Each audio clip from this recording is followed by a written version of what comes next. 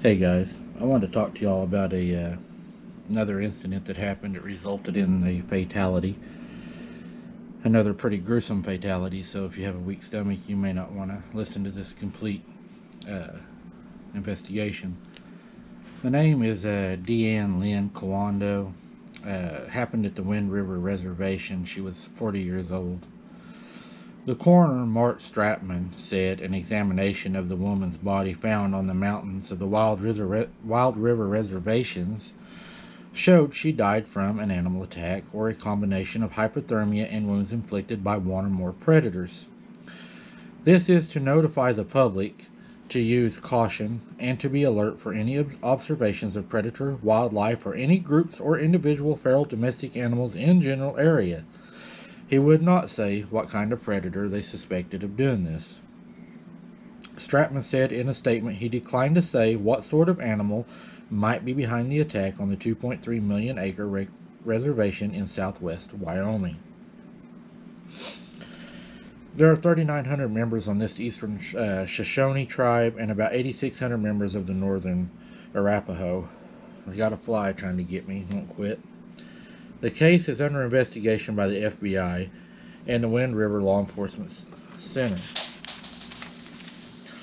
Officials with the Wind River Law Enforcement Center said at least one tribal member had been severely injured in recent years by a pack of feral dogs that roam the reservations. Members, however, of the reservation did not agree it was dogs. They said they reported bipedal creatures on the reservation that they called the Gugwe.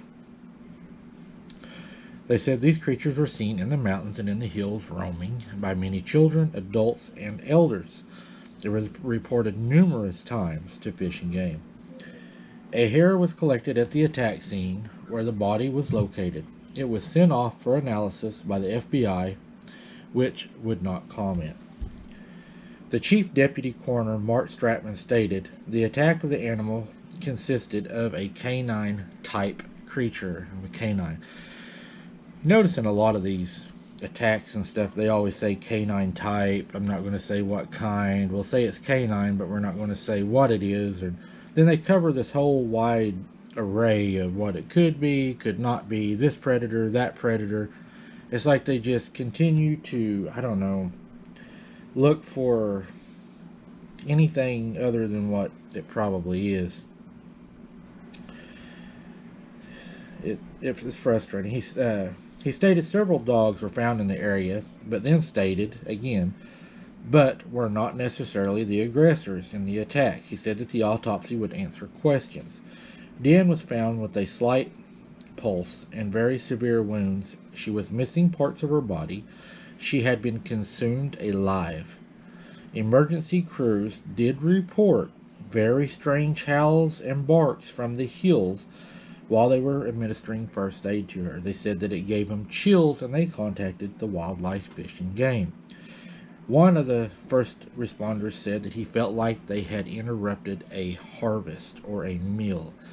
But he said that these howls were not of any dog or creature that he had ever seen or heard. These howls to him sound just like a werewolf movie, like we were invading their space. Then I got to reading even further and investigating, and there was a gentleman named John in 1972 on the Wind River Reservation. John spent the summer working as a field biologist for the Wyoming Game and Fish Department on a cooperative study that required him to live in the mountains. One night in his tent, John felt something pressing up against his tent. He assumed it was a large bear. But when it happened again, the moon was coming up, and I clearly seen a hand with 4 fingers and an opposable thumb. He said, like a human hand. It was twice the size of his hand.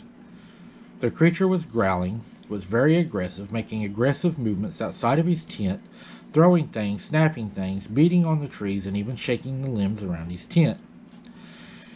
So, whenever it came back to the tent, it placed its hand back on his tent again. So he said, I hit it through the tent with the back of my hand. The creature took off running. John reported it to the U.S. Forest Service. Rangers there had been collecting a rash of similar sightings that were being reported by the locals and by people that have visited the area. John later interviewed 25 people about their sightings. One man said he shot at a creature that was at his cabin and he thought he had killed it, but the creature got up and ran off. John later went to that cabin and conducted his own investigation on that cabin, and John said whenever he visited the cabin, he found a hair and blood samples. He turned them over to the forensic anthropologist, who had a surprising response. His response was, This is my first stumper," he stated. First time he'd ever been stumped. The hair was found to be from a primate and human DNA. Researchers would not entertain that it could be Bigfoot, although there was a small part of the DNA that was not in the computer banks and was unrecognizable.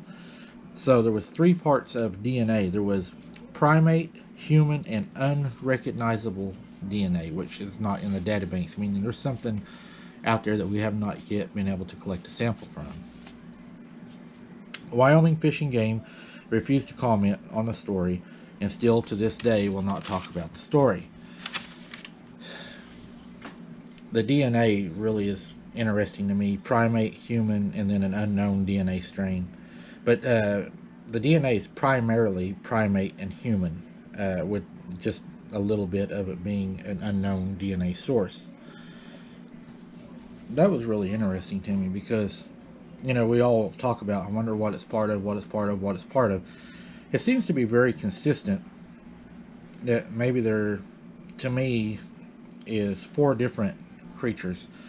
And the reason I would say 4 different is because the DNA on these are all different that they collect. Some have canine, some have primate, some even reptilian, and then you have your human. But everything has one thing in common. They all have human. And having the human with different DNA spectrums, you have human reptilian, human primate, human, you know, whatever else. But then you have this one that is unknown, that they don't even recognize, and it makes you wonder, what is that unknown, you know, DNA? Is it, and I'm going to throw this out there, is it the Nephilim? Is it just another creature, and, you know, we haven't discovered yet? You know, we discover creatures almost, you know, every year there's creatures discovered. So it just makes you wonder, you know, kind of, what is it, you know? And but these people getting ate alive, and they're found with, you know, a light heartbeat and stuff like that. Imagine what they're seeing and going through. I mean, we go out in the woods and we investigate it, and we look around and we hear it, and we hear it howl, and we look for it, and we, you know, we see the eye shine and stuff like that. But imagine these people. They're actually being consumed by these creatures. They are being eaten alive. They are seeing these creatures, feeling these creatures, breathe on them, hold them, touch them, their claws into them, eating them, tearing at them, and there's nothing they can do. It's very scary. And I know these people, I'm sorry, you know, what they go through. That's a terrible experience to even imagine that they're laying out there just being ate alive. And by telling how many, and then you think about how scary they even must look to look at these things, and then you wonder, are these things saying things to them? Are they talking to them? Are they smiling at them? Are they, you know, are they, I don't know, are they teasing them? Or it's just really weird. Something to think about next time you're out, guys. I wanted to share this with you. Keep your head on a swivel. We're going to go out here pretty soon and see what we can find with some more investigations. If you have any you'd like to share with me, or you'd like to maybe talk about on a podcast, abnormalinvestigations77@gmail.com. We'll look at them, and we'll see if we can get them on the air. And appreciate y'all watching. God bless, and be safe.